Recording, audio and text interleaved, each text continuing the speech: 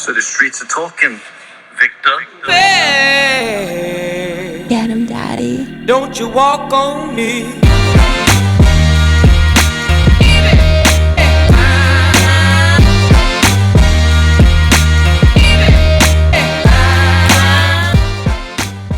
So the evolution of OCEARCH really occurred over about, 20 years to 25 years of working on the water. Wow. I'm not sure. Are you familiar with like how OCEARCH came about? Like No, how, that's one of my questions. Yeah. Is like, how did you start OCEARCH? What year was it Yes. founded? Did you do it alone? Yeah. Did you have partners? Like, how did it come to be? So I'm actually studied international business, focusing on Asia and the Pacific Rim, and came from a very entrepreneurial father and a mom who had us delivering meals on wheels on the weekend. So we really learned kind of the joy of serving at a very young age, along with this kind of like anything's possible if you have the stamina and tenacity to do it, this real entrepreneurial mindset. And so when we were young, we actually started a business together. And then we built that business up, and my older brothers and dad, they sold it when I was 29. It was a small business, but it was enough that allowed me to kind of like sit back and say, hey, what do I want to do with my life? Like, what sort of work do I want to do? Because I worked in the same business and industry for a while, but all along, I was the kid who grew up in Kentucky, chasing fish and frogs around the woods, was on the water all the time. And then that had expanded as my parents took us on vacations down to Marco Island, Florida during our whole lives, into the salt water. And then when I was out west working in California, I was fishing all the time because I had a kind of a commuter job. I worked a couple weeks a month in Asia, and then I had a couple weeks in California to plan the next trip and kind of regroup. And so during those 2 weeks, I was fishing all the time. So this whole fishing thing and it being on the water and outdoors has really been an enormous part of my life since my very first memories. Yeah. And so I decided at that time, I was watching this, you're going to laugh.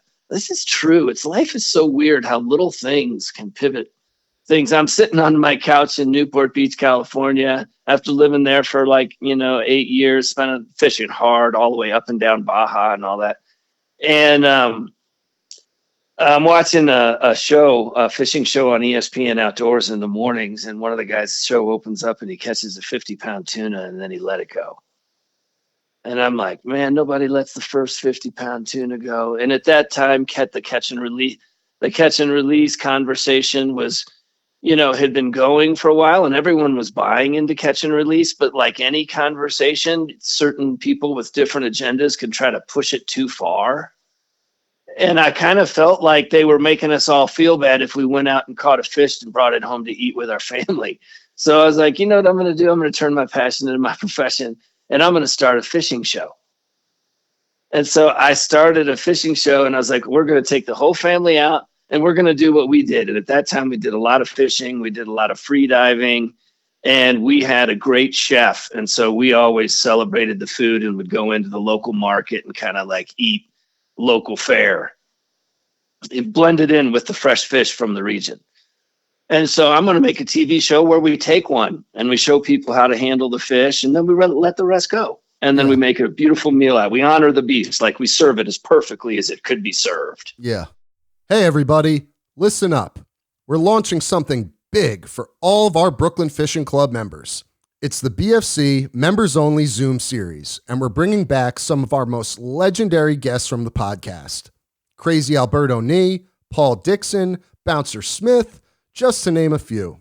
These are live, exclusive Zoom calls where you can ask questions, hear stories that didn't make the show, and connect with these legends in a private, members-only setting.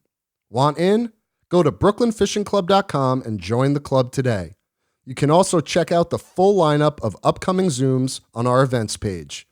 It's free for members, but spots are limited. Don't miss it. And so this show was called Offshore Adventures, and it was on ESPN Outdoors for about 9 or 10 years on Saturday morning, alongside of people like the Spanish Fly and Walker's Cay and that sort of stuff. Legends. Yeah. And so while I was doing that, I started to learn about how science was done in the ocean, because I joined the board of the Billfish Foundation. and started seeing that the billfish scientists were stuck because these scientists, they come out of school and they have no boats, no money, and don't know how to catch, but they need the data sets from catching and tagging animals. So they're set up in a tough situation. They come out with these academic skills to actually interpret data and publish papers, which we need for management. But they don't actually have the ability to collect the data because they're not expert watermen. They're the researchers or so forth. So the system was really failing this group of people. So, and for that reason, we didn't have the data to manage our fish. And if we can't manage our fish, we can't make sure our grandkids can catch them. Right. And so what I started doing was, while I was making Offshore Adventures, I started taking scientists out who studied whatever we were catching. If we were in Baja on the Sea of Cortez catching a bunch of sailfish, I took out the local sailfish scientist. Didn't cost me any more money to take him out. I threw him in a bunk, and then that individual got 20 tagged fish in a week instead of 3 over a year. Yeah. And we could radically accelerate data collection by bringing like world-class watermen together with world-class scientists, with the kind of a disposition of like, man, we're serving all our kids, so knock off any BS between the different groups. That we got no more time for that silliness. Right. So there was a little drama between the groups. Well, there's just ongoingly, historically, there has been. Right. But you're bringing them together on what I'm saying is, I'm saying, hey, raise your hand if you want your great grandkid to be able to go out and catch and eat a fresh fish sandwich. Okay, if you raise your hand, that means we're on the same team here, regardless of what other little petty shit might be going on. So that, the big key with the science and the fishing people and bringing them together is to create a common vision, and you got to get each of them to give you a little bit of a somewhat selfless disposition, not totally selfish, right? Because everybody's got to give so that the unit can go further than we can go separately. So we've been able to do that at OCEARCH, which is why we've been able to do all this stuff with sharks that's been thought to be impossible. So anyway, while this was evolving around 2006, the scientists, the billfish people I was helping brought me a paper, said we're down to 9% of our large sharks. And I was like, what does that mean? Because, we were baiting and switching 800-pound black marlin on the Hannibal Bank or something. You know what I mean? That's what Offshore Adventures was. And he's like, oh, man, if we don't fix the shark thing, none of these billfish are going to be here. I'm like, what? He goes, yeah, we're seeing around the world where they remove the sharks, these ecosystems are collapsing. The fish populations are collapsing because they're kind of the conductor of the orchestra. They're the balance keepers of these systems, all these sharks. And we're down to 9% of our large sharks. They balance the entire system. And if we lose them, we lose the system. And we don't have the data set to bring them back. We don't know how to help them come back. Like, where do they mate? Where do they give birth? Where do they go? What do they eat? Some of the obvious stuff you see with, the naked eye, but you don't know know about their lives comprehensively enough to help them come back from 9% so they can manage the system so that our great grandkids can eat fish sandwiches. And so he helped me understand that. And I said, well, who's helping you with these big sharks? We're helping. He's like, nobody. They're too big. We've never been able to get our hands on them to use the latest technology to get these data sets we need to manage them back. And it was kind of an interesting pivot point in life. I'd started having kids. We'd made 188 of these Offshore Adventures. Plus we also made another show about free diving, the first real spearfishing show called Ocean Hunter. So we were, creating a lot of content on the water, and we'd been doing it for a long time. And it really did feel like we could do more because Offshore Adventures, believe it or not, even in 1999, I closed out that show, get out, be a responsible steward of the sea. So I was talking about stewardship there. So I always wanted to do more. And so really saw kind of an opportunity to pivot from, fisherman to explorer, from fishing to research and science and exploration, which was really attractive to me because I felt like I could make a bigger impact. We could make a bigger impact on the ocean as ocean explorer versus fisherman. Yeah. But we could be the ocean explorers because we come from fishing. And if we build enough credibility in the science space, we could become the organization that brings the fishermen and the scientists together at scale and radically accelerate our data collection toward abundance. Very cool. Very cool. So you had the vision. So those guys came and said, "Hey, will you help us?" And so we basically stopped Offshore Adventures and got rid of the shiny white yacht and the gourmet galley and went to the metal ship and sitting around catching giant sharks in the freezing cold. That sounds awesome. So sounds way better, honestly.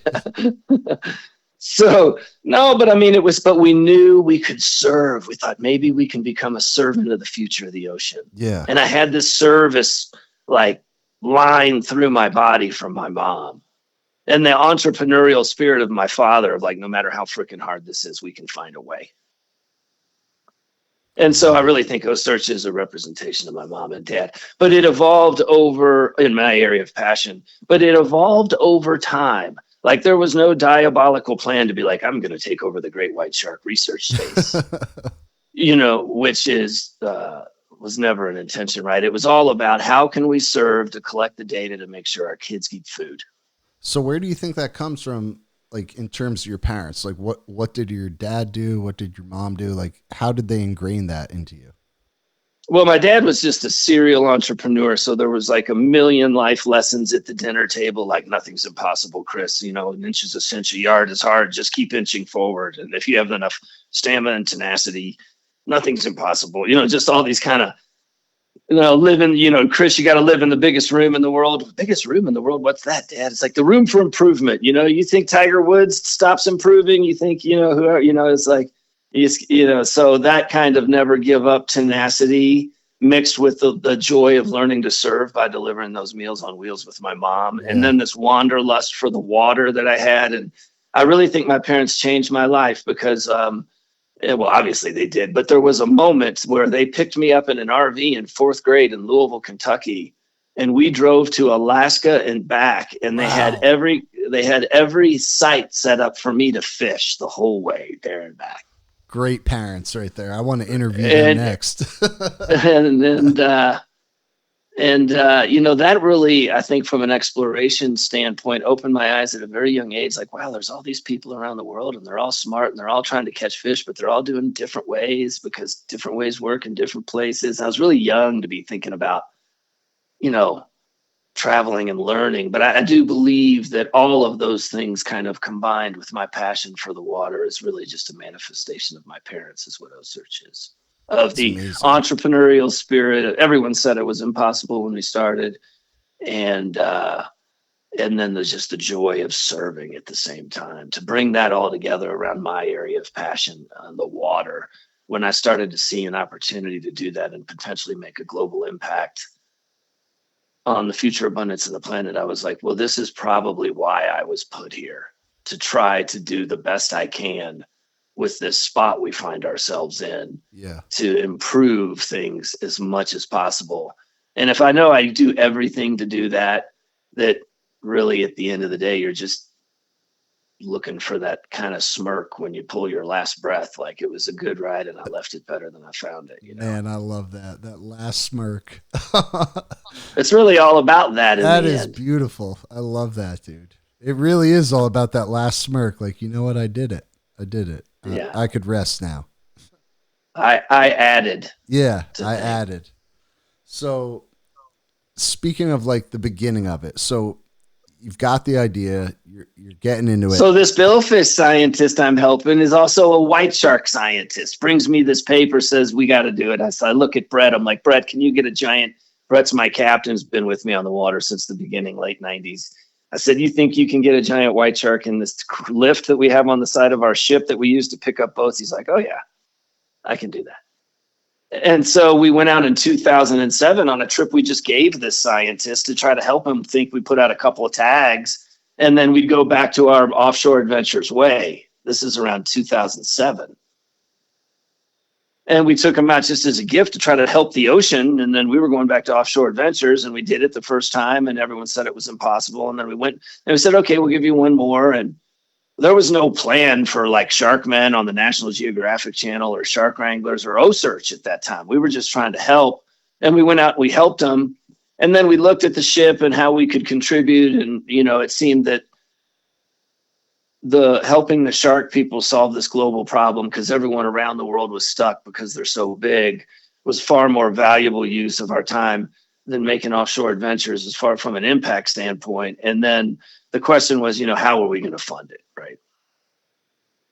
So, but that's how OCEARCH emerged. And I got to be honest with you, I think, and obviously I'm biased, but the white shark space is crazy. I had no idea what we were getting into. Really? What do you mean? The cutthroat nature of the scientists around the world, the shark fanatics are some of a certain percentage of them are just out of their minds. When right? you say shark fanatic, you mean like someone who's pro shark? What do you mean? No. Like, social media people that are like, sharks are people too. Oh, like people that do shark feeding on camera, and they're like, oh yeah, I could feed a tiger shark. It's not going to impact anyone. Yeah, but you guys shouldn't touch that animal because, sharks are people too, even though we don't know how to help them. And I'd rather just do nothing and hope for the best. So they're hypocrites in a way.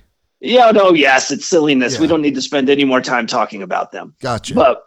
But there was an element when we started. You got to remember, man, back in 2007, no one didn't even know what was going to happen if you tried to pick up a 2,000 or 3,000 pound white shark in a cradle. Yeah, I mean, that was one of my questions. Is like, I've heard a lot of stuff about a lot of feedback around guys that catch sharks from land, because when you bring them up, they're made of cartilage. So aren't they? That was one of my questions. Like when you bring them up on that deck, like, don't they have X amount of time before gravity crushes the cartilage? Like how does that work?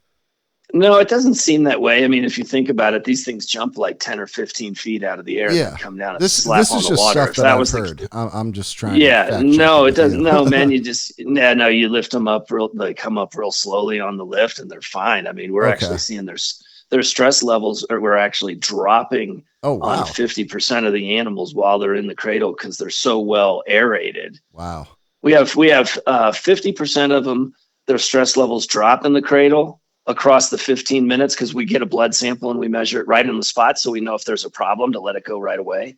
And then we get another blood sample at the end, and then we measure the differences in various things between those two samples to measure the impact of the cradle on the shark. Gotcha.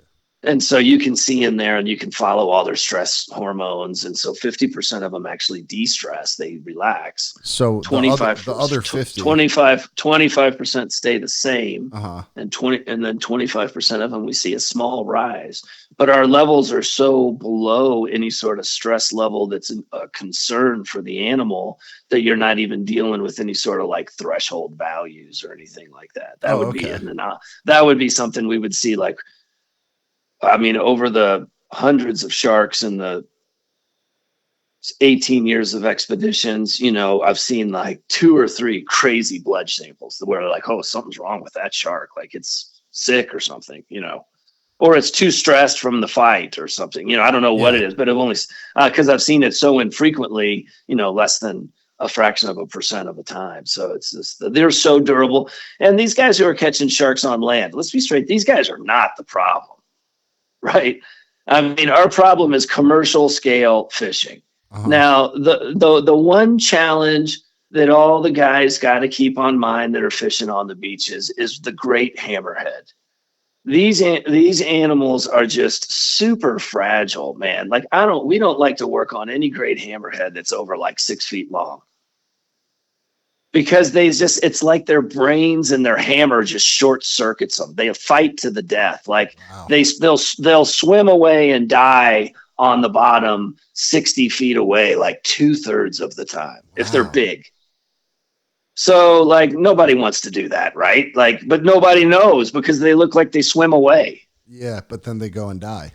We only know that because we tagged them and they swam away and died. Right. And so, and there's a lot of people who've done a lot more research on the great hammerhead, but like I stopped working on great hammerheads back in 2012 or 13 and just said, hey, to the scientists, I was like, look, we have to find a different way to come up with the data sets because I'm not in the business of of putting animals down. Right. And so like, how can we get these data sets a different way? Because these animals just are too fragile. There's something about the great, it's like its hammer short circuits its brain or something. and they don't give up. Like other fish figure it out. Like after a while, they kind of give up and come in. They kind of fight to the death. And then they short circuit somehow, and they're alive and they'll swim away. So anyway, the point being is, if you're a guy on the land and you're listening to this podcast and you're like, oh, bummer, man, it's a giant hammerhead, cut it right away, cut it off. Soon as you know it's a great hammerhead. All the other stuff, man, the sharks are super durable. It's no problem. That's good to know. Just be, keep them in the water and be quick about your business and enjoy yourself and have a lovely time. Yeah. Well, that's pretty good. I was mean, expecting a totally different answer for you about land shark fishing. I thought you were going to say it was bad, but as long as it's not a great hammerhead, it seems fine. We need to be centrists, man. Look, these guys the people who fish love the ocean the most, for 99% of them. And so why would we go putting a hammer on some guys who love the ocean? They're happy to be managed. They have their license. They're playing in the system. It's totally legal. Right? So like OCEARCH is not in the business of taking some emotional stance on something that's not a statistical problem. I love it. And the only statistical problem we have is with the great hammerhead. And that's the only reason why I brought it up. So what do you think, besides humans, is the biggest threat to sharks? Well, our sharks are in the United States. Our sharks are coming back. We're in the period of the great return to abundance. We have more fish off of our shores, off our east and west coast now than we've had since the 40s. So we're in the midst of a steady, ongoing, amazing recovery here in the United States off both coasts because of tremendous management moves made by NOAA in the States over the last 30 years, plus, and then a little further back to the Marine Mammal Protection Act. But then it really started humming in the late 80s. And we are now in a system where, people thinks there's things wrong with the system because they're seeing things that haven't been seen since their great granddaddy. And they're like, the ocean's not supposed to be like this. I've never seen this. And you're like, no, that's the way it's supposed to be. You've never seen the way this ocean is supposed to be. They don't know how to process it. Yeah, and maybe they've been on the water for 10 years or 20 years, but right. They don't. And some of the challenges too, they don't have the perspective of having fished through the 70s, 80s, and early 90s because the fishing was horrific. Yeah, there was no redfish. There wasn't snook under every dock. Even with striped bass in the 80s, almost got fished to extinction. And that was up north. And the same thing happened up north. It happened in Florida in the late 80s and early 90s. Is that the states and NOAA worked together to bring back the recreational fishing economy. And one of the first steps they made up and down the East Coast was to remove inshore gill nets. And then in 1994, the citizens of Florida voted for a constitutional amendment to ban gill nets in Florida state waters in perpetuity in the Constitution, so that no policymaker could reverse it. In order to reverse it, you'd have to get 2/3 of Tallahassee to reverse this in the Florida state constitution. That's how bad it was. And that was 94. And so here now we find ourselves 30 years later, and we are looking at a system that, along with several other moves, the slot limit was humongous. The slot limit kind of demonstrated to everyone that the idea of catching the big one is flawed.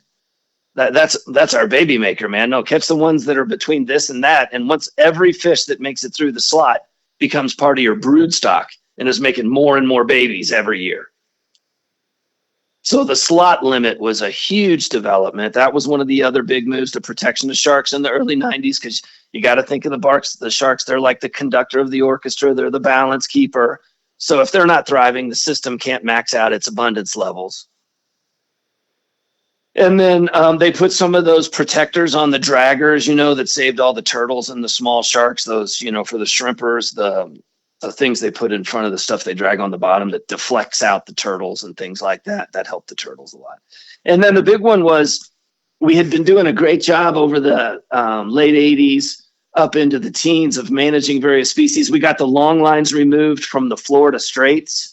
I worked really hard on that when I was at the Billfish Foundation with guys like Guy Harvey and the IGFA and a whole bunch of other great people. There was a bunch of us. They used to long line between Miami and the Bahamas hard. I mean, young people might not like even realize that. And we got those long lines removed in the early 2000s. And I think it was mostly around a swordfish conversation at the time, but the bycatch was crazy. And once we got them removed, we started to see that everything that was spawning in the Florida Straits was like all the pelagic fish were the pelagic fish that were seeding the entire eastern seaboard. And so that was a big move in the ocean. And then finally, around 2020, we started to protect our bait fish because we were managing back our whales and our turtles and everything else and all our game fish, but we weren't managing back their food. So the Forage Fish Protection Act of 2021, and then several states were actually in front of the federal government, states like New York had a lot of leadership where they banned the commercial fishing for menhaden inside the state lines of 3 miles. And then Jersey did it, right? And then a couple other people did it. And now Texas has moved it out to a mile from a quarter mile or whatever. This was going down during COVID and not that many people were out. And the bait fish, they return in like 2 years because they're sexually mature in months, and then they broadcast 1 billion eggs.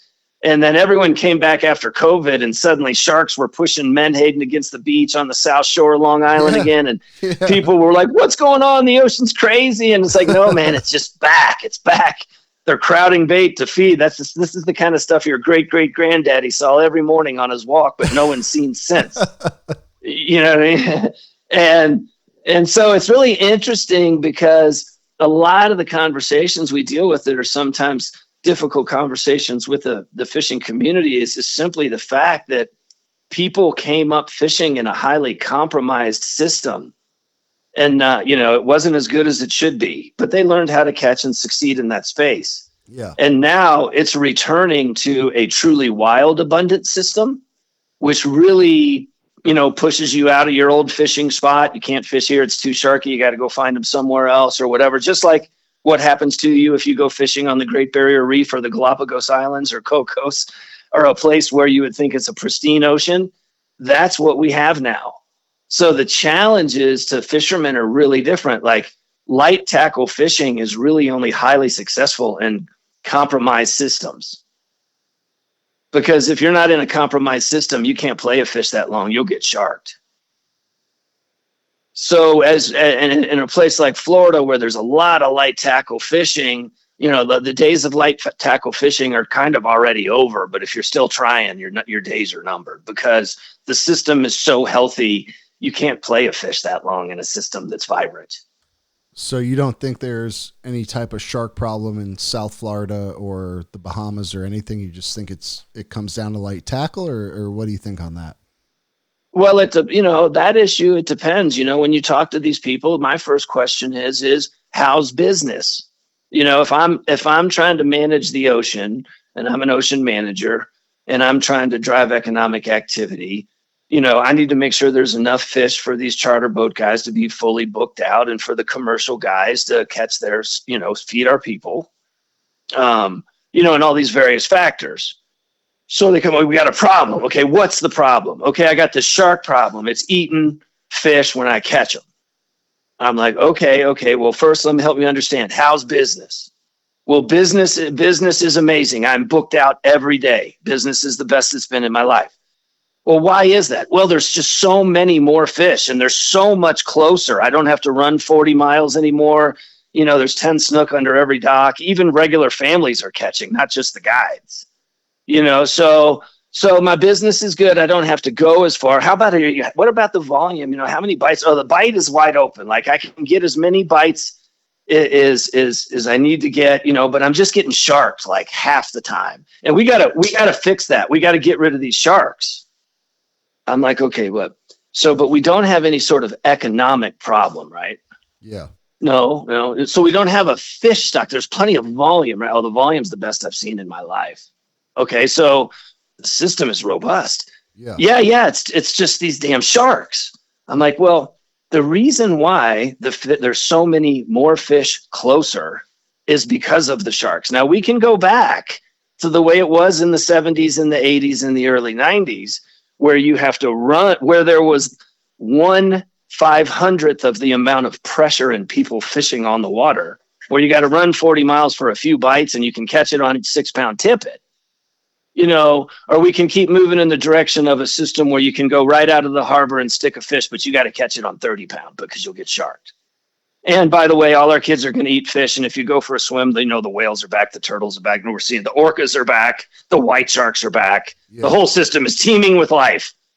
And so you're like, okay, so the problem here is like your tummy hurts. We don't have an economic problem. That would be a real problem. That would be a serious problem. We used to have economic problems. That's what we are digging our way out of. And the sharks are the ones that have let us out. So you don't have an economic problem. You've acknowledged there's more fish closer than ever, and everyone's catching, even though there's 1,000 times more people fishing now than the 80s. Yeah. And everyone's catching. Think about the incremental volume. Oh, and by the way, back then, if you happened to catch a sailfish or two across the season in Miami, you had a great winter, and now any person can kayak off the beach and catch 6.5 day. Right. So our problem is here. You want us to whack some sharks because your tummy hurts. That's really what it comes down to. But I know that you love the ocean and you really just haven't connected these dots, right? Yeah. So, maybe think about it for a bit. And instead of being like frustrated by the fact you got sharked, by the way, when your charter boat people have a couple fish get sharks, they're just like, oh my God. It's pretty cool. Look at this system I'm in. Yeah. They're not as pissed as the captain. They're just, and he's like, oh, my beautiful specific species, which is great because they love them and then they look after them. But, the system is more important than the individual species. And right now we have a system that's thriving at a level. Everyone is fully booked out. They're catching more fish closer to home than ever. Yeah. But their tummy hurts. So their tummy hurts. I offer to, So what's the best way to educate them? Like, how do you go about doing that, or do you not even do that? You're just help give them some perspective, like I just did, but maybe in a little bit more constructive, polite way. Gotcha. Most of the people, believe it or not, they see the shark, they get sharked, they get upset. They spend very little time connecting the bigger picture dots that I just discussed. Yeah. Like, how was it? How come I didn't see sharks when I was a kid? How was the fishing then compared to now? How's my business doing? Is this a problem, or is this what it looks like when you go to a place like the Great Barrier Reef and you catch a marlin? And if you don't get that marlin in quick, you get 10,000 giant sharks on you because it's a wild place. Yeah. And what people are really struggling to gasp in the midst of all the negative nonprofit spew out there because the cash flows when the sky is falling. Yeah, right. Is in the midst of that stupid conversation, which is totally unproductive. We've brought our entire ocean back, and it's a completely inconvenient conversation for most of them because they don't know how to celebrate a success and raise money by winning. Right. They don't know how to handle it. Yeah. And so you'll see OCEARCH. I'm the only one out there talking about the great return to abundance off both our coasts, and we should be celebrating it. Have you coined that term? Is that something you came up with? The great return to abundance? I don't know. I've been using it for the last 3 or 4 years. I never heard that till I talked to you. I love it.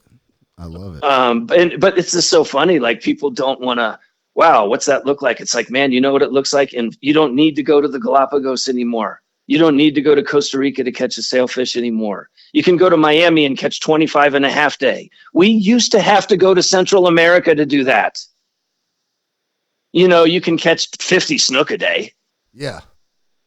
I mean, unlimited redfish, whatever. You know what I'm saying, dude? There's everywhere. Yeah. We got white sharks chasing tarpon around off the panhandle again. We got orcas off Key Largo. We got whales back off Florida. Our white sharks are back. Like, we are winning. We are winning, bro. Love it. That's what but some people have some tummy aches, and we just need to help them get the big picture. We got to give them some Pepto-Bismol, the big picture, dude. It's the fishing community. God bless them. I love them. I'm one of them. I come from them, but they're also, there can be a tough bunch in there. Yeah, there is. There definitely is. A lot of complainers. Also, they've been let down. They have to. Yeah, they have reason to be skeptical. I agree. They've got reason, man. I mean, but you also have to be open moving forward. You can't just hold on to that forever. Absolutely, you can't hold on to that forever, for sure. Because OCEARCH is a new way, dude. OCEARCH is the fishermen and the scientists together charting a path for our kids. That's beautiful. The fishermen are equally respected and valued because you know what? There is no data if the guys don't catch. Right. There is no paper. There is no nothing. And so let's orient here how we bring this team together and what sort of like equal respect and value that we place on everyone who's here, regardless of what their role is, because they said it was impossible. And I think if we all just come together in a reasonable professional way, it's going to be pretty easy. Definitely, man. And that's what happened. Yeah. That's beautiful. So anyway, OCEARCH evolved.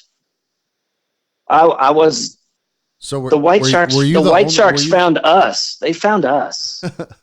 Were you the only guy to start it? Are you like the main founder, or did you have partners? Well, no, I owned the ship. I was using it to make the show, and so then I just transitioned the ship over to helping the scientists, and that was 2007. So we started helping them in 7, 8, 9, 10, and that ended up becoming a show on the National Geographic Channel called Sharkmen. We did 30 hours. 3 10-hour series. What are some of the challenges with pioneering our work? With like the live filming, like you want to get the best shot, you want to get the best fish. We always put the filming somewhat second to the fishing and the science. We weren't because I was making the fishing shows, so my production team was making those shows. So it was like we had. We were able to integrate the production, the fishing, the science, all. It wasn't like 3 separate companies. It was all my companies. Yeah. And then when I actually started OCEARCH about 2012 years later, there was a guy named Matt Schilling who came in because I didn't really know about the nonprofit space. I'm like, Matt, how do we do this? How do we navigate it? Yeah. And he really helped me get started there for the first few years. And then he's gone on to continue to do his consulting in DC and other things like that. That's cool. But there was a lot of people that, there's no one person that could pull off OCEARCH. That happens to be the path of things. But along the way, it's like we weren't going to make it. But then this person came in and helped us do this or that. And there's been so many people that have come through at various parts of a 30-year journey across the water at critical times, that allow you to survive and evolve and grow and reach for more. And for me, that was chasing global abundance and impact. And when they started talking about these white sharks, they, started to do a little learning. It's like, there's 9 populations of white sharks. If we can bring the white sharks back in these 9 populations, we know the fish populations will thrive. So I was like, wow, there is actually kind of a puzzle we can put together here of the global white shark puzzle of these 9 populations. And then the actual puzzle within each population. And if we can make sure that those white shark populations are abundant, in order to do that, what will be required will protect enough critical habitat that the entire system will thrive. So what are those, where are those 9 populations? Where do you find them?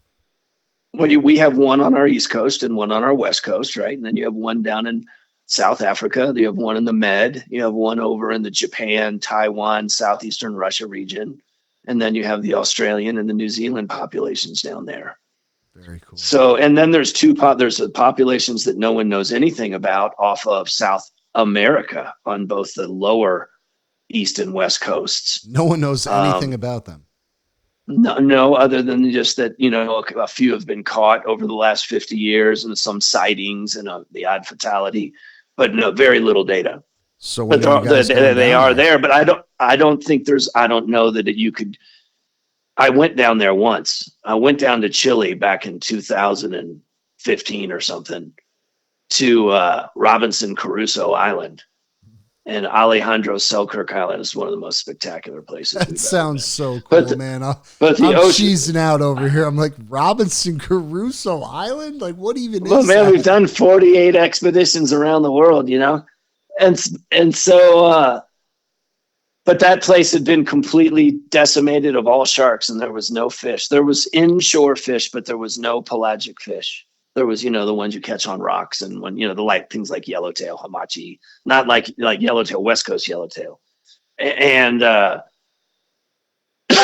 there was a lot of lobsters and stuff. But when you got it in the open ocean, it had been completely decimated. And then we come to learn later that the people who had the commercial fishing rights, the Chilean family or whatever, just outsourced it to China, and they'd come in and just hoovered up the entire Chilean. And so what happens is then, right, they've stolen the fish from the Chilean people. And they need to eat, So we were down there trying to create some awareness around that and see if we could locate the first white shark in history. And we found some makos and blues, but we never saw a white shark. But we were in we were in where white sharks should be. I mean, it looked just kind of like Cape Cod or whatever, giant beach covered up with big seals, right water temperature, all the other usual suspects around us, cannonball jellies, leatherbacks, things like that. But no white sharks. So that was you got to be real careful because those are expensive lessons, so you got to be careful where you decide to send the ship off to, and you got to have enough information to know that there's actually a legitimate opportunity for a return on the investment or whatever you're saying. Like you have some chance to succeed. It doesn't have to be 80%, man. It might be 20%, but there's some there. There's got to be something. Yeah. But I've learned I've made some bad decisions regarding that. I've made some good ones, but what was the worst decision? To send the ship to Europe last summer. What happened there? Man, people aren't going to believe this in the United States. We're just talking about our Atlantic Ocean over here on this side, just teeming at levels we've never seen. Over in Europe, it's totally decimated, like worse than third world countries up, where you think it would be dead. Yeah, the Med is dead, and it spills right out, and the whole western seaboard of Europe is just dead. And they're still gill netting over there. What are they even killing anymore? They killed everything. They fish their way down to nothing. The only thing that swims through is the bluefin, because the bluefin are so protected that they're you do see some bluefin, but that's kind of like you don't see all the other stuff. The volume of bait is a fraction of what it should be. Dude, we drifted for 10 days in a place where you should see 100 blue sharks and saw one. And when it came in, it had a plastic strap around its body. So we caught it and tagged it and cut it off. So so I can't stress to people how big a challenge this is. And when I'm communicating with policymakers, I'm like, look, we're going to have a food security problem here. Like, you got to get these people we're trading with to start bringing back their ocean. Otherwise, we're going to have to shoot their boats when they come to steal our food. That's not far away. I mean, because over here it's so good and over there it's so bad, and it's not that far away. So I should have gone over there and really, but see, I was told, well, you're going to be working in marine protected areas and this and that, talking to the people over there. So I moved the ship over there, and then I get in the marine protected areas, and they're still gill netting the marine protected areas. Turns out Europe is identified all these protected areas to meet this 30 by 30 criteria. And what they do is they just put them on a map, and then they don't change any of the regulations. So people think they got a marine protected area, but nothing changed. But they're really still going in there and raping it. They're gaslighting the public. So they're gaslighting the public. That's insane, dude. I didn't realize it was that bad. And I should have gone over there to look at it with my own eyes before I sent the ship across an ocean. Were you on the ship? I was over there when it was there working, but the boys take it over and back. And so you had hope. You thought it was going to be a good expedition, but it ended up. I thought we could find one and crack the code of the Mediterranean white shark. And then when I got over there and saw, and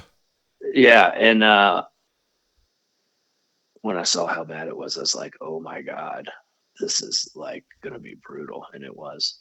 What was one of the most successful missions where you kind of took a chance and you're like, all right, I'm going to go see what's happening over here, and it worked out? Well, we've had a string of those, like, so we tagged the first big white sharks. I mean, obviously tagging the first one ever and tracking it for 8 years and all that sort of stuff was mind blowing, but that was kind of far away and not as relevant, I think, to people for this conversation. But I think one of the biggest things that ever occurred when we tagged the first white sharks in 2012 off Cape Cod, we tagged the first two. One of them was named Mary Lee. Yeah, I know Mary Lee. I'm pretty sure Yeah. I watched her get tagged on Discovery Channel. Mary Lee was world famous, right? She's the most famous real shark. She's got like 180,000 Twitter followers. That's amazing. So she swam immediately down to Jacksonville, Florida after we tagged her. And people, when we started, we were guessing where we're going and nobody guessed Florida because at that time people said there was no white sharks in Florida. I mean, the commercial guys obviously knew they were there. They came across them doing sets, but they kept quiet about that. But generally speaking, the public was kind of like, there's no white sharks in Florida. And so immediately the white sharks go to Florida and we're like, man, we got to follow this shark. We had no idea. We go to Jacksonville.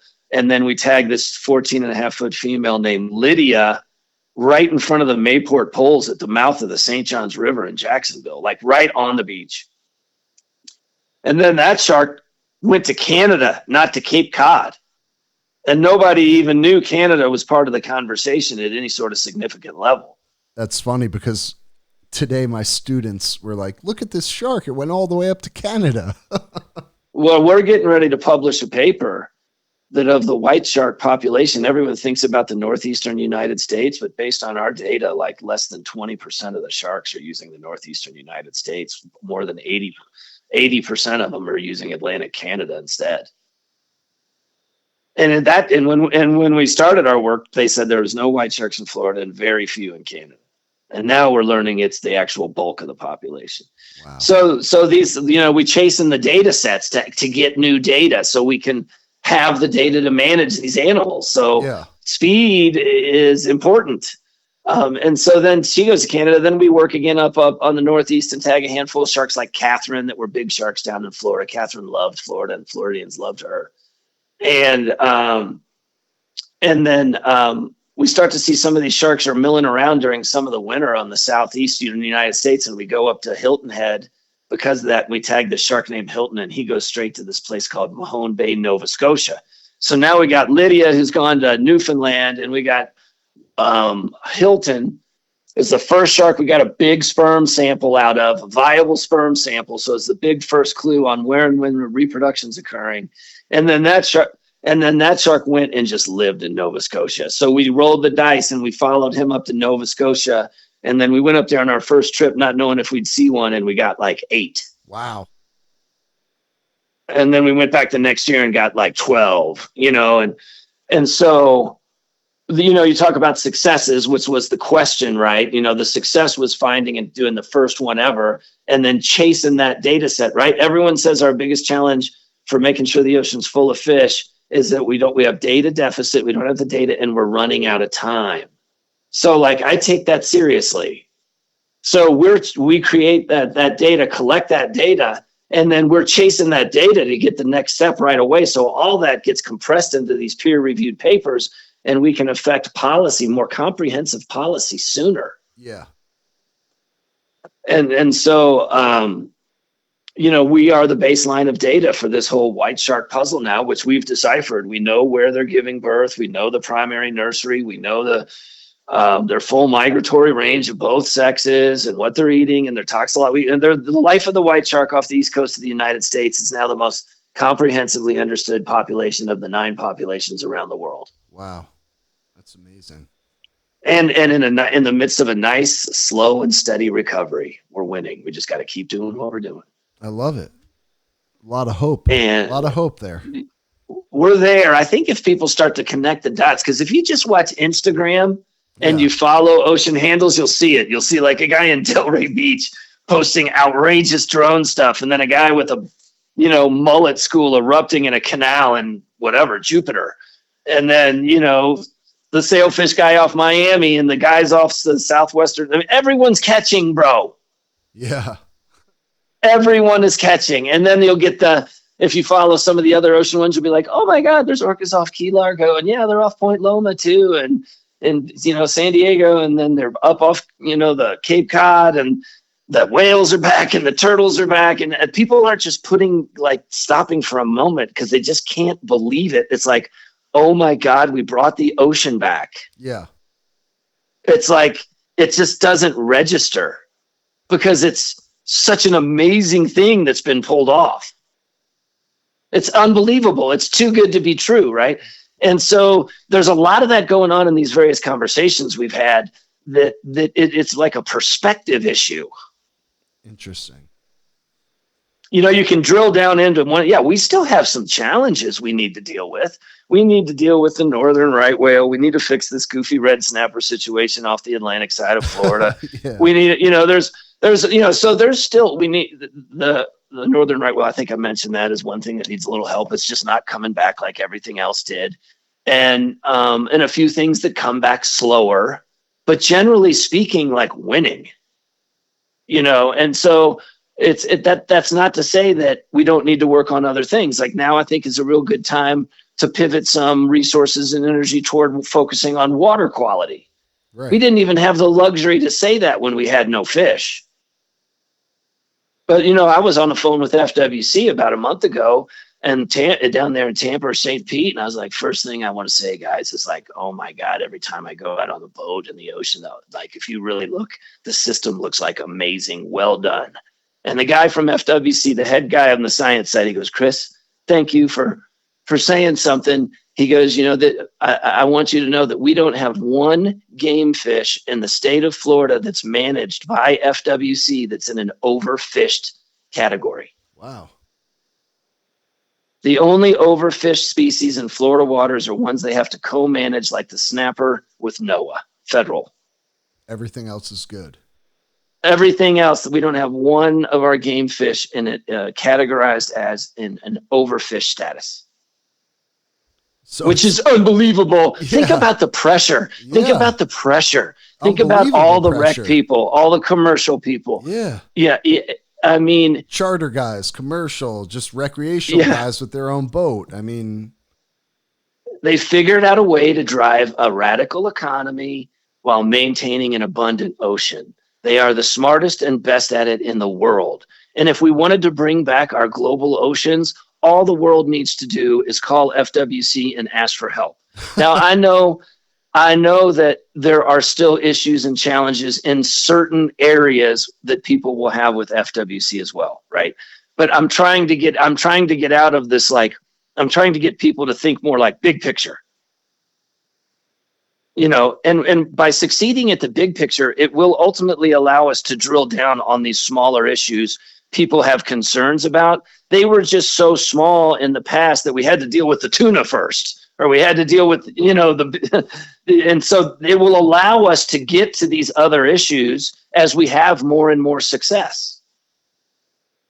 It's just all about the success. You got to keep it going. And big picture though, winning, so you should go take your family down to the beach and have a cookout and have an abundance party and just watch the ocean. Just really look. Right. Watch the birds. Watch how much bait you see. Watch how many game fish you see. Watch, the turtle. Watch the porpoise. It is unbelievable. If you really stop and look, and if you spent 40 years, like I started spending my time on the water in Marco Island in the early 70s.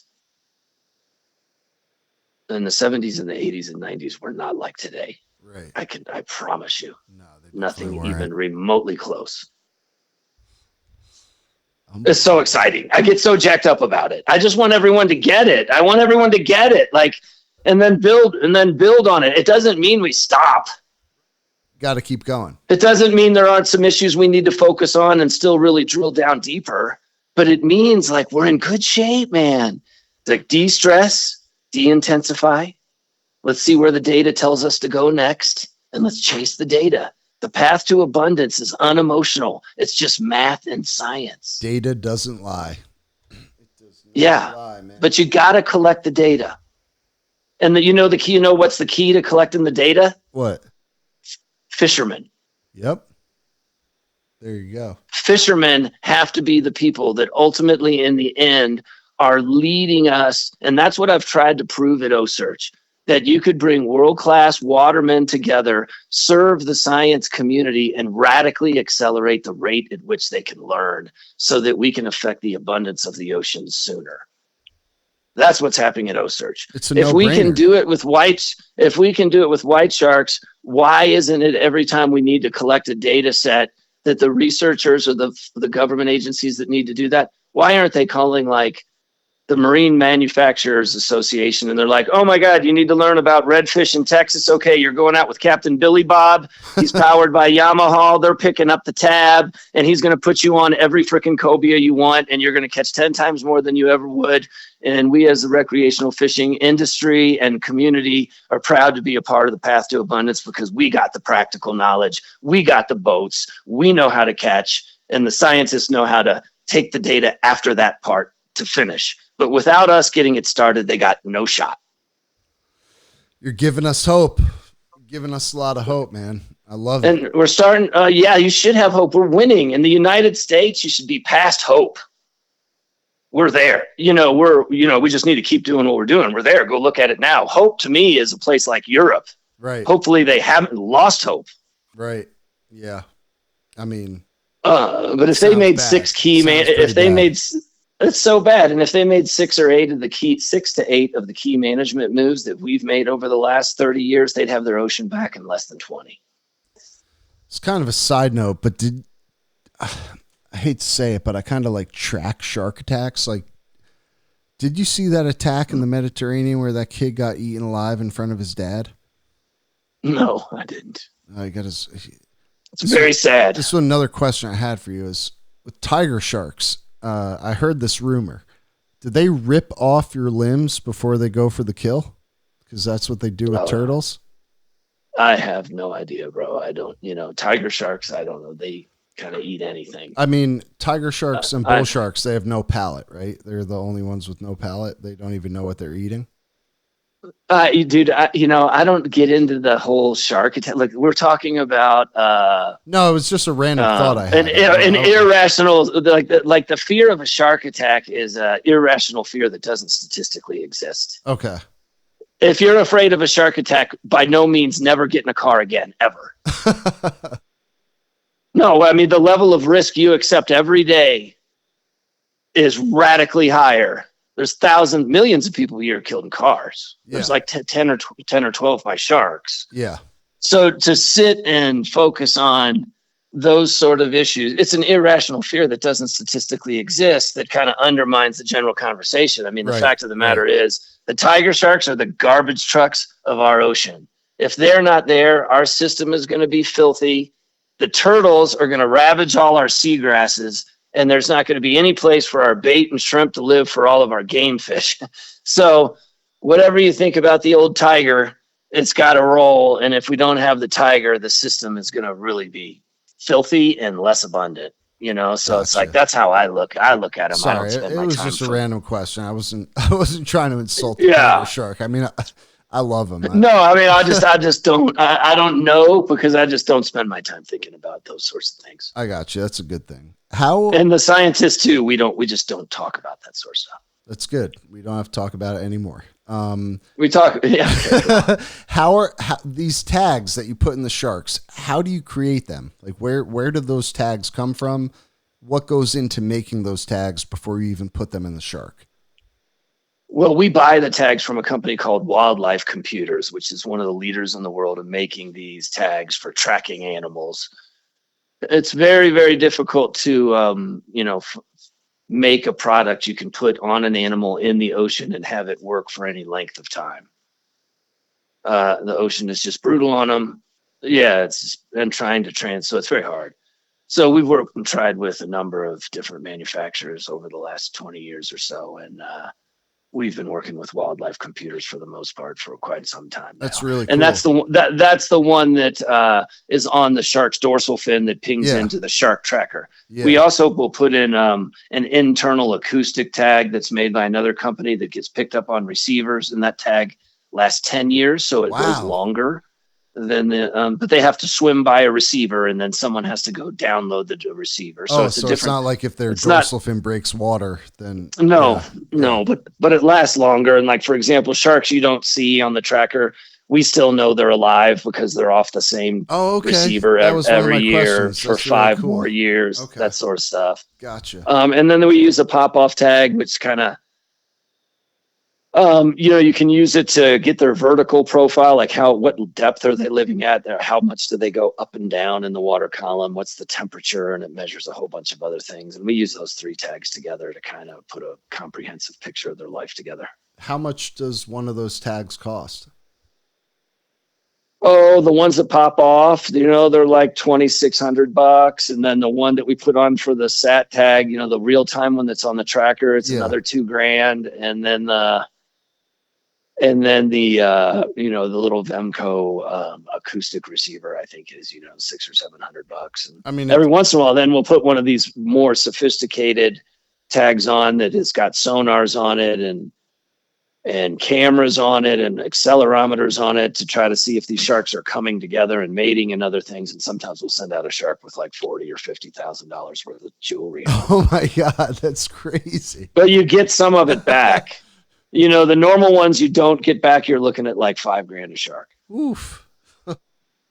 So where do you get all this funding? How do you get the money to do all this? Well, the funding comes from a few different places. The funding comes from our corporate partners who've been funding us, people like Yeti and Costa and SeaWorld, who've been funding us for over 20 years.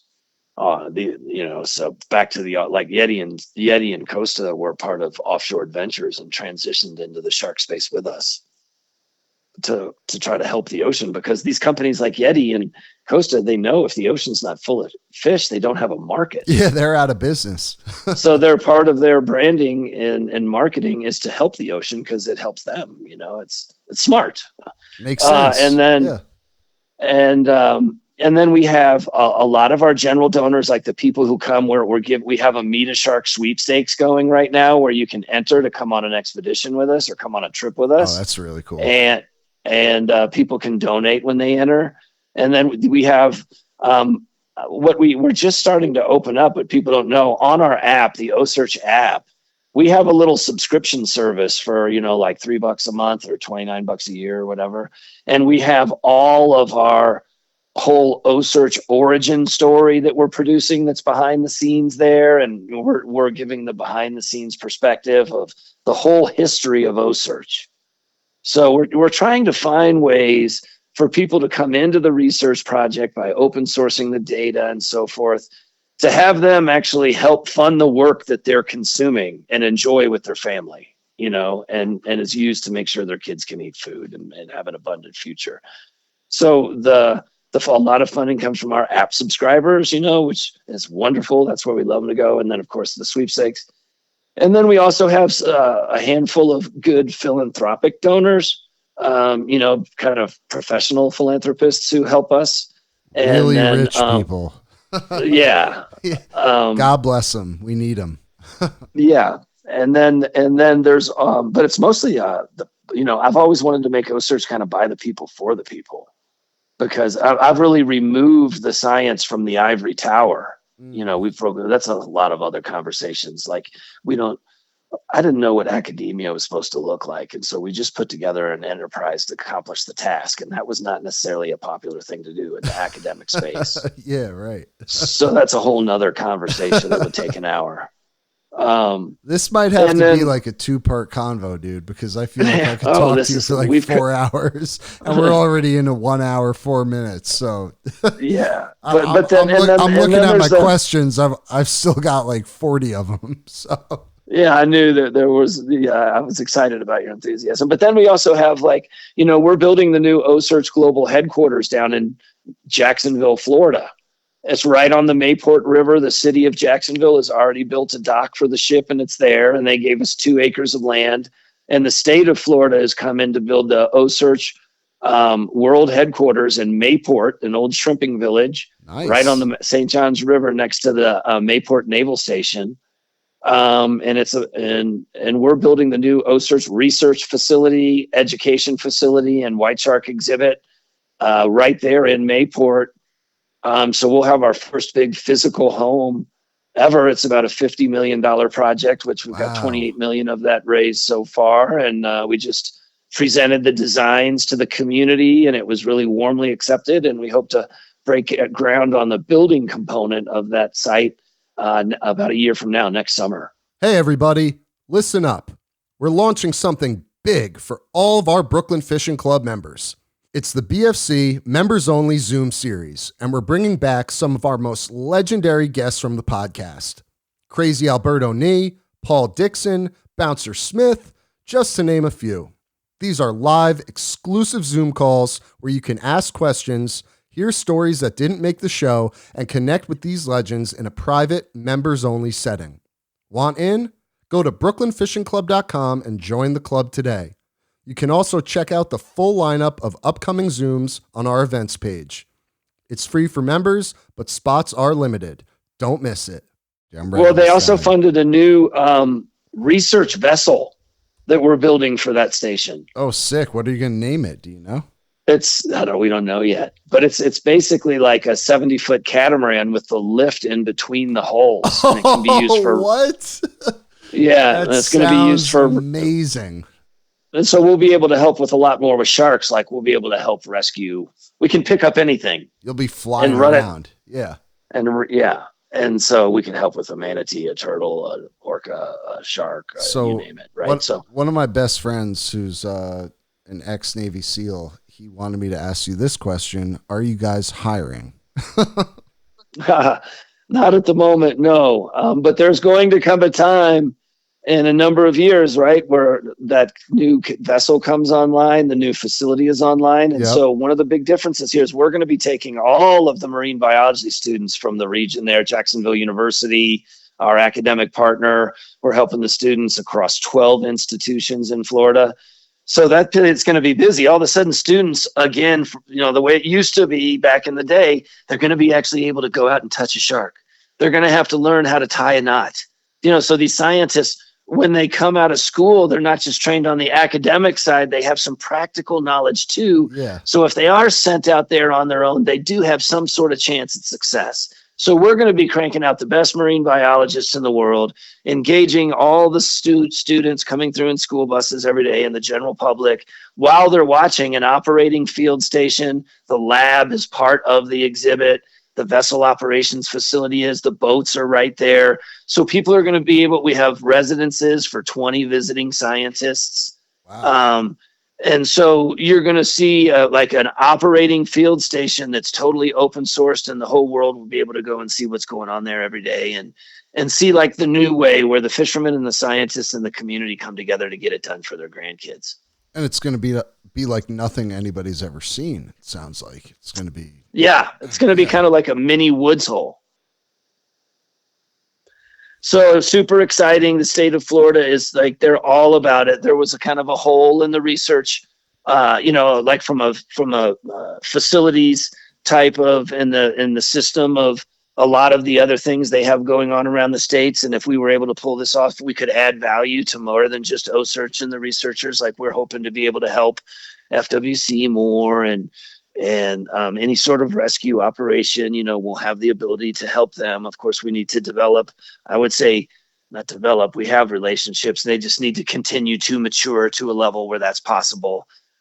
And so we're hoping it's like one of those things where if you're going through Jacksonville, Florida, you're planning on popping through the OCEARCH World Headquarters for half a day because it's so cool. Yeah, that's awesome. And then maybe eventually it spans out to like California. You put another headquarters there, another headquarters in South Africa. Like who knows where it could go, You already see it. Yes. Yeah, and then you're gonna have a network where all the science and all the data is shared, and the practical, the fishing, the watermen are driving the science collection, the data collection for the scientists at a rate that's never been achieved. It's all open source, included in the public. And it's unbiased. And then it's unbiased. Right. And then you can right. It's just data.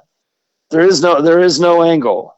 The angle is fish sandwiches for our grandkids. I love that. The angle is data, and the angle is the Abundance. angle from data comes to abundance and goes to feeding our grandkids. I love it. Yeah. I love it. And so I do believe that you will see this be built and that other parts of the world will be like, think about one of the other 9 puzzles where they don't know anything about their white sharks. Right. Yeah. They could be like, could you just come build us one of us and set us up and teach our people and get us up and running and help us solve our problem, and be like, hell yeah, we'll come over there and OCEARCH will be your partner. Yeah. And get your government to give us $30 million.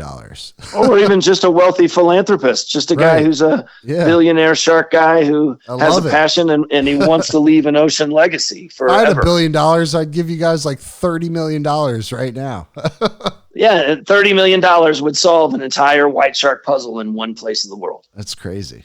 That's so cool. You know what I mean? So, cool. Well, first we had to prove that was possible, right? Now we've done that. Yep.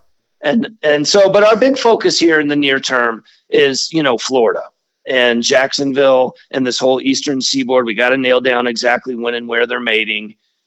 We got pretty good clues on that, but not enough data to publish yet. Yeah. That was one of my big questions is, do you guys know where they're mating? Do you know how they mate? I know sharks give birth to live young. I've caught dogfish before where they were pregnant and they gave birth to live young. What do you think's going on with the great whites with mating? I mean, I know you guys have. I think it's like other sharks. Yeah, it's with the other sharks. They mate like other sharks. The males grab a hold of them. You can see the mating scars all over the females, and they mate. And the males have 2 claspers, and they mate. He inserts his clasper into her cloaca. Is it violent? It is. It's hard on the females. Like manatees? Like manatees have a very it's like a lot of wild animals. Yeah. Tell like mallards. Yeah. So yeah, it's very similar to what other sharks do. And then there's a lot of questions then what happens then, like how long is their gestation period? Do they have the ability to actually store the sperm long-term and use it later and not have to use it right when they mate, the females, because it comes in like little packets. And then the females have an organ that can dissolve the shell of the packet and actually release the sperm. So it looks like maybe they could carry it for a long time and then trigger it to themselves to break down the shell and kind of get pregnant. Wait, so there's a lot of questions. What do you mean by the shell? It's like the sperms comes like in packets. And so packets. They can like a little packet. Yeah. Like with a little shell around it. So there's some questions on whether or not these white sharks can then mate, maybe store that for a year and then get pregnant later because they decide to release something that breaks down the shell of that packet and actually the sperm is released later. Wait, so there's questions. You're saying there's a theory that they could hold the sperm for a long time? Is that what you're saying? We know some sharks can do that. Yeah. Wow. Yes. So that kind of makes it difficult they'll take it and they'll hold it and they'll swim around. They'll do their thing. And then when the egg is ready, they'll use it. Is that what you're saying? Then they can dissolve the shell, release the sperm, and then get pregnant. And it could be a year later. We know that happens in some sharks. And where are they going to do this? I mean, I know there's different groups. You got to let me answer your question. I'm trying to tell you a story of how it comes together. I'm very excited, Chris. I'm sorry. Yeah. So we know where they're giving birth up in the New York, New Jersey bight. We've tracked big females in there. We built on the work of this guy named Casey, who he was out and somebody did a long line set in the 80s and they caught quite a few small sharks and he theorized that it could be part of a nursery. And so we had tracked Mary Lee into there during the spring and early summer and a couple big sharks. And I'm like, man, I think this is a birthing run. And then my scientist told me about this Casey's guy's work back in the 80s. I'm like, all right, we got to move the ship up there. So we went up there and we caught and tagged 20 young of the year sharks. And when we went up there, they said there was no white sharks there and, it's a million fishermen. But it's just, they wouldn't catch baby white sharks where they fish because they don't live. You don't go, when you're catching white sharks, you don't catch like blue shark, maker shark, white shark. You're like, when you catch white sharks, you're catching white sharks or nothing. Because they all leave. And so so we found those baby white sharks up there. That's the primary nursery, the birthing site, the New York, New Jersey bight. They're born there in the late spring, early summer, and live there till the water cools down in the fall. And then they move down into the North Carolina, South Carolina Outer Banks region where they spend their first winter. And then they move back up north, when the weather warms up in the summer again, and they begin to expand their range north and south. And by the time they're 4 years old, they're covering the entire range of our western North Atlantic white shark population, spanning from Newfoundland all the way around Florida and across the Gulf of America to as far as the Yucatan. And so they're doing that by the age of 40. So what you got to, so this is a real quick description of helping you understand, okay, this is why the white shark is basically balancing our ocean system from Newfoundland to the Yucatan. So if they're thriving across that range, the system's thriving, right? So if they're not, the system's not. And so they'll do that for about the first 30 years of their lives between their northern feeding summer aggregations, which we now know up north, they're not mating there. They are up there. They arrive up there skinny after a long winter, and then they bulk up on seals all summer and fall and get real big and fat before they head back down in the November time frame. They start trickling out as early as October, and they stick around as late as right till the end of the year before they move down south. And about the time that they're 30, they become sexually mature for the first time, right? So these animals got to live 30 years just to replace themselves. So it helps you understand why they can't handle any pressure, right? If you start catching them, they can't make babies fast enough to keep up. And about the time they're 30, the data we have now, and we don't have enough data to really publish yet, but all it indicates, they're spending their winters primarily, all these sharks as they grow up. They're across that whole range, but the bulk of their winter range, they're spending their time between Cape Hatteras, North Carolina, and Cape Canaveral, Florida, along the beach, and between the beach and the Gulf Stream. And so what happens is when the Gulf Stream wraps around the southern part of Florida, it comes up to Canaveral and it kicks off the beach out to the northeast. And then it kind of wraps around and then it comes back in up at Cape Hatteras, North Carolina. And the Gulf Stream pins a cold body of water against the coastal United States above Canaveral and below Hatteras. That strip of water is the primary winter habitat of our great white shark population. That's where they're spending the vast majority the vast majority of sharks are spending the vast majority of the winter. And then we have a little over half of them or so. They'll go on a little walkabout down around Key West and up into the Gulf of Mexico for a couple months and then come back over. And we don't know why. But then it seems like when we look at the data we've had from their blood samples and the sperm samples we've collected across the range of the animals, every indication is right now that there's some sort of mating activity going on somewhere off the, kind of off the Jacksonville area, between the Outer Banks and Jacksonville. That's sometime around, we see right now we're catching sharks every month and we're taking blood samples and we're measuring their hormone levels. What's the estrogen in the females? What's the testosterone in the males? So we can see what it is in January, February, March, April, May, June, because the biggest spike we've seen so far is March. And we don't know if that's like the peak or if it's leading into the peak or coming off the peak. But it seems to be sometime around the March.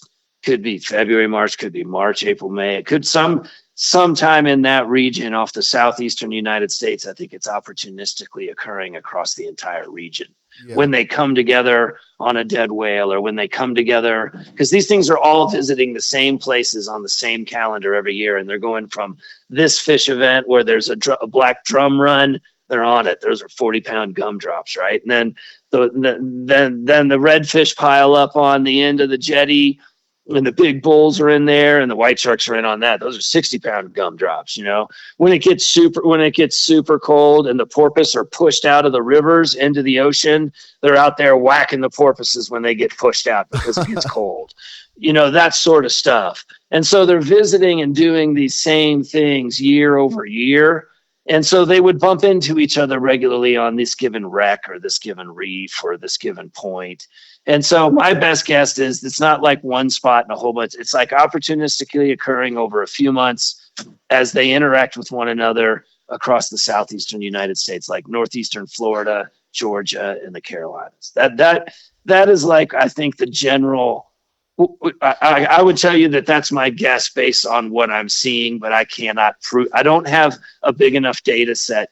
The scientists don't have a big enough data set yet to feel comfortable trying to publish and prove that yet.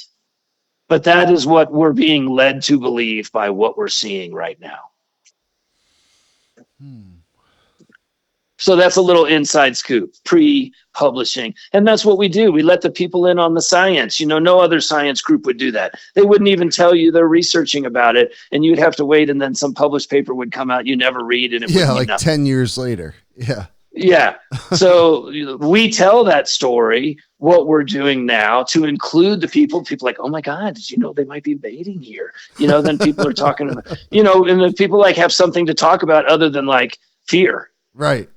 Yeah. And so it's super important to include everyone.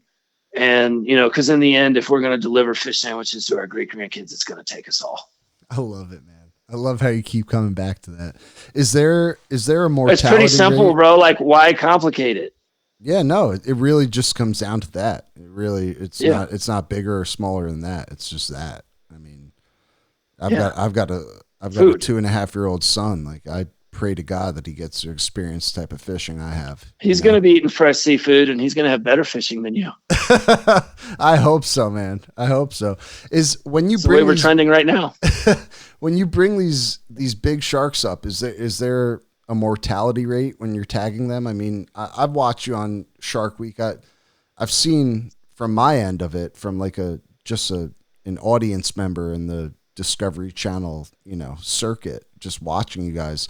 Like, do any of these sharks die when you're trying to tag them? Well, in the tagging process, well, first of all, like if we tag blue sharks or mako sharks off the East Coast of the United States, they're going back, maybe like 5 years ago, 50% of them were dead within 6 months, and 75 of them were dead within a year. 75%. And is that because of our blues and makos?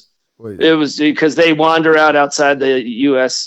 EEZ and they get whacked by all the European longliners are sitting out there on the edge, and then you can watch the tag. Really, they're just sitting there waiting. Oh my God!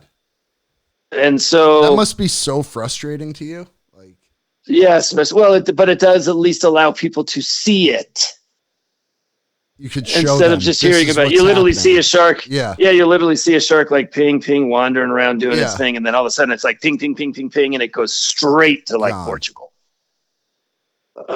And so, that's an important part. Well, what I didn't understand when we started OCEARCH was we were not only going to solve the puzzle of the sharks, but it was going to help us to identify areas where the sharks were being poached. Because we had them tagged, like when we were down in Africa, they knew their sharks were being poached and they didn't know where.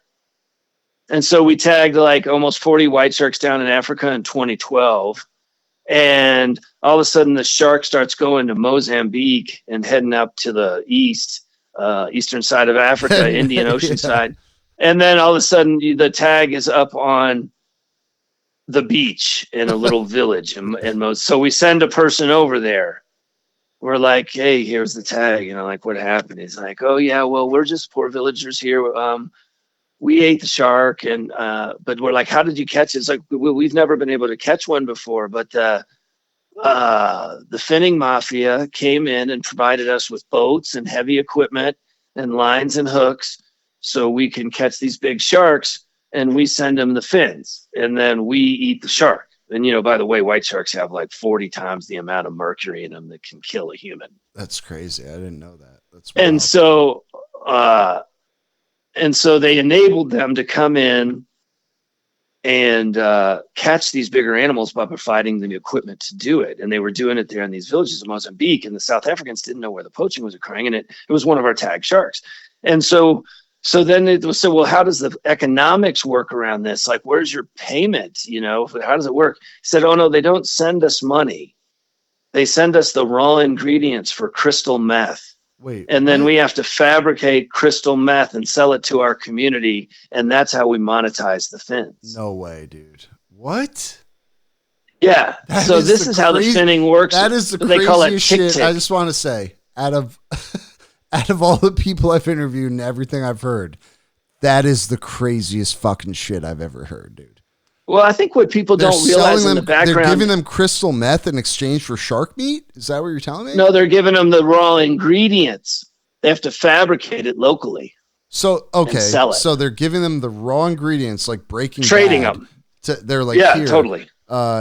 This is how you make crystal meth. We just want your sharks. That's what's so happening. they not only destroy. So they not only destroy the ocean, they destroy the community. And then they get these people to act like psychopaths because they're on crystal meth and they're willing to do whatever to probably kill whatever. I mean, they're willing to destroy their own backyard to survive whatever. Bro, I need. So a lot of people don't around that. That is. So this is the part of OCEARCH that no one really knows much or talks about. You know, we've had to have federal agents on the ship as we work around the world. The U.S. government's been amazing protecting us, working in dangerous areas with, regular flyovers and ships over the horizon. Guys, because when when we started OCEARCH, the shark finning had been going on kind of like wide open, and there was a lot of groups that started to focus on it. But I was working with President Martinelli down to President of Panama and was able to work with him to get the foreign longlining fleet removed from Panama so that the local Panamanian fishermen could catch enough fish for the Panamanians, and the economy was there, and the Chinese didn't rip off all their food. And so I was able to work with him to do that. And when that occurred, our name started popping up in a lot of bad guy conversations, and they reached out to us and said, "Hey, we need to. Where are you? Where's the rest of your family?" You mean the bad guys reached out to you? No, the people who monitor the bad guys, the good guys, and they're like, "Hey, these guys are gunning for you." Yeah, we're picking up some things here. You can't make this trip, and when you go work here, we're going to be here, and we're going to have a guy on the boat. Oh shit. But that's all. Since the early days of OCEARCH, the shark conversation has gotten so big and so broad that that's all washed away. Like it doesn't matter anymore if you kill me. Everyone is on to the shark problem that we're fixing. 15 years ago, there was a handful of us that were making some breakthroughs, and they looked at it like, take out the problem, just like they do. Because the same people you got to realize who are trafficking these fins are trafficking humans and trafficking drugs, and trafficking people. Anything you want. It's people. Bad. It's just this dark channel. It's not just sharks. It's rhinos. Everything. It's like the shark thing is just the tip of the iceberg. Like it's just a market, another market for them. That to exploit. And so there was some crazy times back in the day. That I'm glad we don't have to go through anymore. That like what? What do you mean? That we made it through. No, things like that, like having to have those guys around. Yeah. Worrying about shit. Yeah. But it's not like that anymore. No, it ended some time ago. It was really only like, I don't know when it was. Seems like to me, if I just had to pick a window of dates, I'd say it was between 2009 and 2012, but I don't really remember. Simpler times. 2011. Yeah. So anyways, those days are over, and that's just part of the story that can be forgotten, but there were a lot of things happen. To remember. A lot of things happen over the years when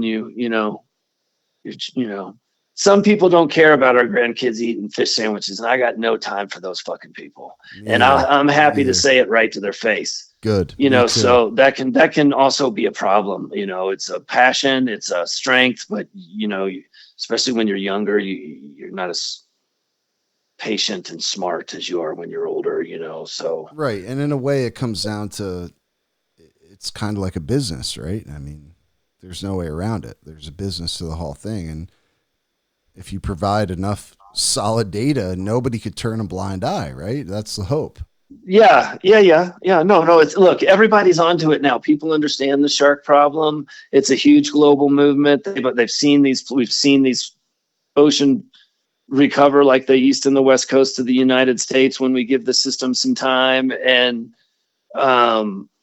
it's an exciting time to be focusing on different conversations and different things because we have the capacity to do more. We have the capacity now to say, look, everyone else in the world, you don't always talk the best about us in the United States, but our forests are full of game and our skies are full of birds and our oceans are full of fish. So knock off this conversation about us being the problem, number one. Right. Yeah. And number two, you should start talking to our people about cleaning up your shit show because you're way worse off than we were even when we bottomed out. Yeah. What country do you think is the biggest problem? China? Are we talking about overharvesting the ocean? Just raping the ocean. Yeah. I think, there's certainly one of the big ones, but don't forget, like the original commercial fishermen were the Portuguese and the Spanish. Yeah, but I mean, and they are everywhere. Look at what they're working with now. I mean, there's not much. Oh, no, dude. They're international fishing. No, they're not there. They're everywhere. Oh, they're else. All over the planet is where you're saying. Just like China. Oh, okay. So, they get thrown under the bus a lot, which is true. And you're on point there with, but they're not alone. Gotcha. They are not alone. Gotcha. What's the most interesting thing that you've learned from a tag from the data? Most surprising, interesting thing that you've learned? Oh, I think probably I'm so used to it now, but I think initially everyone was just stunned at their range. Like, we're tracking some of these animals that are swimming like 40,000 miles a year. That's funny. 25,000 miles a year. One of my students today, I had a whole project today. Go on OCEARCH, find me 3 animals, give me 3 details of each. And one of my best students, Delia, she was just absolutely amazed at how far they go. She was like, look at this one, Mr. Lucia. This thing went from the Caribbean up to the Gulf of Maine.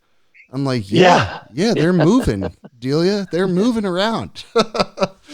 Balancing the system along the way. Yeah. So the big thing, I think in the last thing, this has gone long, but the one biggest thing I think people need to get to help understand sharks, and I should have talked about this when we were kind of in the middle of our tummy ache conversation, is that it's when you think about sharks and how they tune the system and how they make sure it's in balance and abundance, it is not by what they eat. It is simply their presence in the water. So, for example, to help you understand what I mean, a white shark might go up and say it's swimming up and down a beach up in the northeastern United States, and there's one white shark swimming up and down the beach. Maybe it takes out 1 seal a week or whatever, But that one white shark swimming up and down the beach will keep 2,000 seals pinned on the beach because none of them want to go out because they might get taken because of the mere presence of the shark. And what that does is that makes sure that the seals only eat as much fish as they're supposed to. We know if that white shark is not there, that all of those seals get in and eat 4 times per day more than they're supposed to. And so if that white shark is not there, they wipe out the cod, they wipe out the stripers, they wipe out the menhaden, they wipe out the lobster. They eat all the fish. But that one white shark swimming up and down the beach is preventing them from doing that. So it's the presence of the animal. It's not like white sharks eat a certain number of seals. It's about their presence. Yeah. And so what really stuns people, especially in relationship to our previous conversation, is that the white sharks are actually guarding our fish stocks. That's a tough thought for a lot of people to wrap their heads around. And so, where you are, what happens is when you have these healthier populations that you have in these more warm oceans. Yeah. The big job of the sharks every night is to keep the squid down a little bit. Because if the sharks aren't there to put the pressure, the presence of the sharks keeps the squid down. Because sharks eat a lot of squid, they put a lot of pressure on squid. And so with their presence across the ocean, when those squid try to migrate up every night, they keep them down. When those sharks aren't present, they come up and they wipe out all our fry. They eat all the baby tuna, all the baby mahi, all the baby tarpon, all the baby kingfish. There's nowhere to hide out there. And so the presence of the white shark prevents the squid from wiping out all our fry so we have food to eat. So you can see why there's massive numbers, right? Yeah, Because they got to cover massive areas. But then at the same time, you'll be in a foamer like there's a shark problem. Oh my God. And you really look in the foamer and it's like a massive biomass of redfish and a bait and like everything's erupting. Like everything is there in massive numbers. The biggest thing I think that goes back to that perspective with the sharks is people are like, there's too many sharks. No, there's more sharks, but there's more of everything. There is more of everything. We are winning. And what people are not used to is having to operate in a truly balanced, abundant, wild system. They've never seen it before in their life. So they're almost like handicapped from what they're used to experiencing. So when they see something like it's called shifting baseline in the space. Yep. So like you grow up fishing in an ocean and what you see is normal for you. That is your normal because that is what you are experiencing, not knowing that your normal is a highly compromised situation here that's in a very bad shape. Right. And so then when it comes back, it's really different and something's wrong. This isn't normal. Right. Because their normal is a highly compromised system. Yeah. And normal. And that's what's happening to all the guys in Florida. That's what's happening to all the guys in Florida. Because their normal is that was one of my questions. Because I talked to a lot of charter captains. I talked to everybody, and a lot of guys are pissed. They're saying there's a shark problem. No, their tummy's hurt. Their tummy's hurt. Because if you ask them how business is, they'll be like, God, I'm so freaking busy. Yeah, they're booked out. They're booked out, but they still have. So there is no problem. Yeah. So there's no problem. They're booked out. They're just more so pissed off about the fact that grouper just got chewed in half. And they got a tummy ache. Yeah, they need some They need some OCEARCH Pepto-Bismol. There is not a problem. They don't like how they feel about a current situation. About it coming back to normal because they were never used to normal. Yeah, because it's not normal, right? And then in particularly, you get these people who put their individual species of fish on some sort of pedestal. Right. Like, how dare that dirty shark eat my holy tarpon? Yeah. Well, guess what? It's part of the food chain. The ocean doesn't care whether you think one's dirty and one's holy. Exactly. Man, they're just fish. It was going to eat that tarpon regardless, whether you hooked it or not. Well, when you catch the shark, when you catch whatever the fish is, now the fish looks like a compromised fish, right? So what is the job of the shark? To remove the dead, the dying, and unhealthy, to remove the compromised fish, so that the other fish don't get sick from whatever it has. So if you could tell these charter captains one thing, because a lot of these guys, I would just say it's okay, bro. Love to cull sharks. They're like literally itching. Well, there's already a legal limit to take sharks, and they don't do it. Right. You can go take sharks. There's no like blanket protection. I mean, you can't go take a white shark. It takes them 30 years to make a baby. Right. Yeah, that makes sense. Yeah. But like you can go out right and Yeah, you can. There's a limit on how many sharks you can go catch and kill every day and take home. Nobody really does it much, but I mean, there's no like you can't touch a shark type regulation. There's certain rules around certain types and certain ways, but you can go take sharks if that's the question. There's a lot of tummy aches. Because a lot of tummy aches. No, it's just it's really all it is. It's like it's a perspective issue. It's these guys aren't looking at the data. Come on. They're looking at what they see every day on their charters. That's their data. What they need to be looking at is their bank account. How is your bank account doing? If your bank account is robust, then the ocean is robust. And I'm sorry about the tummy ache. If your bank account's fine, shut the fuck up. You have a problem when no one will charter you. Yeah. Because there are no fish to catch. So that is not our problem right now. That's just the facts. Yeah. And I'm sorry about the tummy ache, but grow up.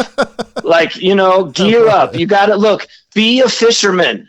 right? Don't be the guy who only knew how to go fish one tide on one rock, and On you one take them reef, there every day, and you do it over and over again because someone taught you how, and you really haven't learned how to go attack the system, read the system, and figure out where to, like, oh, it's too sharky here, we need to move. I mean, if I told you how many times we've worked around the world, Yeah. and Captain Brett has said, too shark, you got to make a move.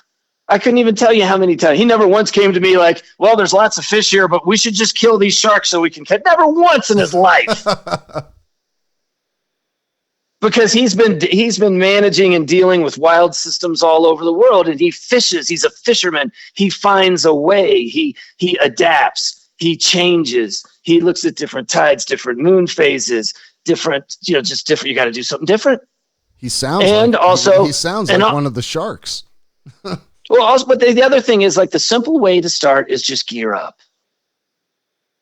The idea of playing any fish on light tackle, right, is really difficult to do in a wild, abundant system because it's going to look like a compromised fish, and a compromised fish in a wild system gets removed very quickly. And so the first step is you're like, okay, we're no longer going to try to catch tarpon on 10 pound or 20 pound. We're going to fish 40 and 60, and we're going to fish it button down. We're unconventional, yeah, on conventional tackle for sure. Oh, yeah. Dude, the days of fly fishing are over. Yeah. I mean, they're not over, right? You can always get in on the flats and do your thing, but again, you're going to have less time. Yeah. You're going to have more bites than you've ever had in your life, closer to home than you've ever been in your life, but you're going to have to deal with some sharks. And it's like, if you want to go out there and try to catch a 120 pound tarpon on 8 pound test, you're going to have to deal with the repercussions. No, you need to go to a place where they're still got high. You need to go to a place like Africa where they've wiped out the rest of the ocean and you can still play a big tarpon. Jesus. You know what I'm saying, horrible. Though. You got to go. I know what you can saying, still catch a tarpon on 8 pound, but you got to go seek out a compromised system where they've already killed all the sharks, where the ocean is not in good shape and not healthy, but there's still tarpon. And then you have a shot at that sort of thing. But if you want to try to catch a tarpon in a robust system, you got a few minutes and that's it. That's it. Besides Europe, is there any place else that you would deem like kind of a dead area? Yeah, that area off Chile, the Pacific, the southeastern Pacific. Because they're just long lining. What are they doing? Yeah, long lining, perseining, gill netting. Unbelievable. All of the above. And look, but there's also places where people are doing good, right? And we know we can bring the ocean back if we give it time. Like Australia does good, New Zealand does good, some of Central America does reasonably okay. A lot of shark attacks in Australia, though. I mean, if I was in Australia, I would just stay out of the water. I don't know. It looks well. I mean, I think they got bigger problems with snakes and crocs.